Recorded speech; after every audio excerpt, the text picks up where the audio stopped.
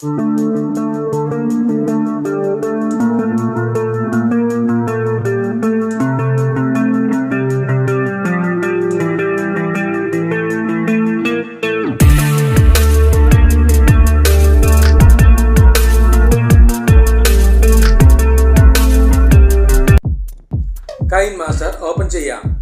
ഒരു പുതിയ പ്രോജക്റ്റിനായി create new കൊടുക്കുക.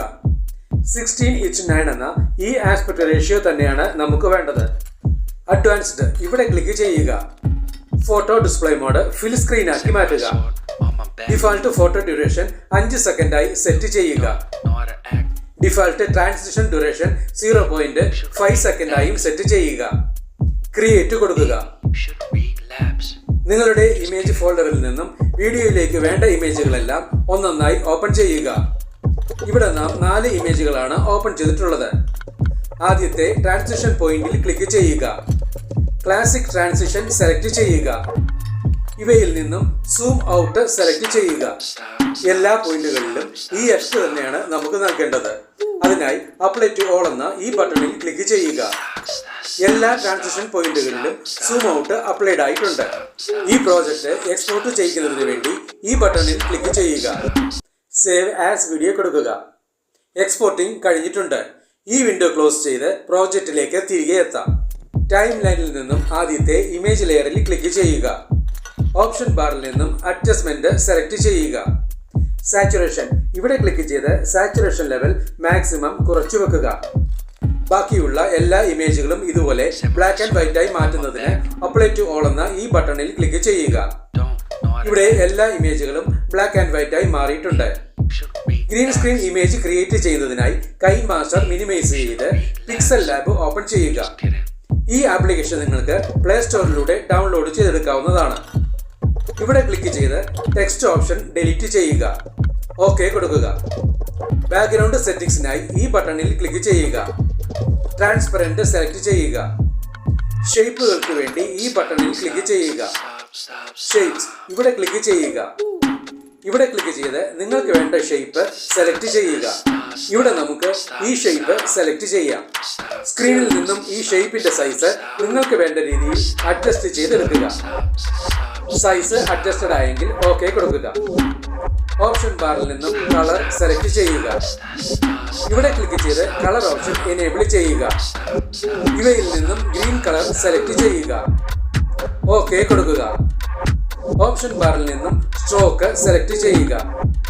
ഇവിടെ ക്ലിക്ക് ചെയ്ത് സ്ട്രോക്ക് ഓപ്ഷൻസ് എനേബിൾ ചെയ്യുക. ഇവിടെ ക്ലിക്ക് ചെയ്ത് സ്ട്രോക്ക് വിഡ്ത് 4 കൊടുക്കുക. ഓക്കെ കൊടുക്കുക.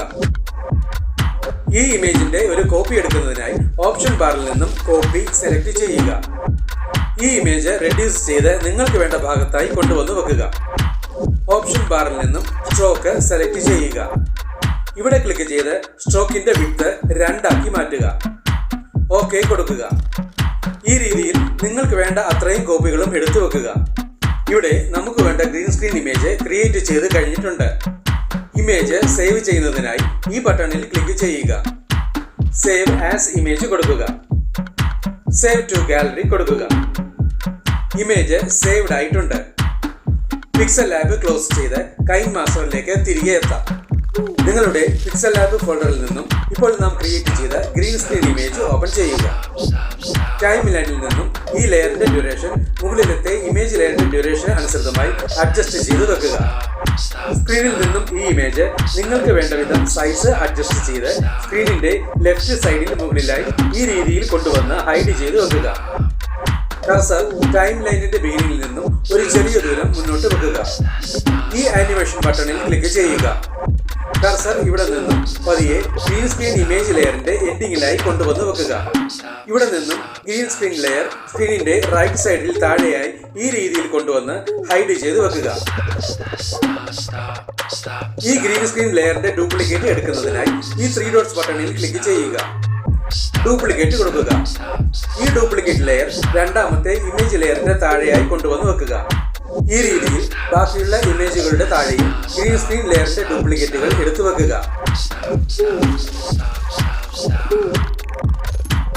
ഇവിടെ എല്ലാ ഇമേജുകൾക്കും വേണ്ട ഗ്രീൻ സ്ക്രീൻ ഇമേജുകളും വെച്ചു കഴിഞ്ഞിട്ടുണ്ട്. ഈ പ്രോജക്റ്റ് എക്സ്പോർട്ട് ചെയ്യുന്നതിനായി ഇവിടെ ക്ലിക്ക് ചെയ്യുക.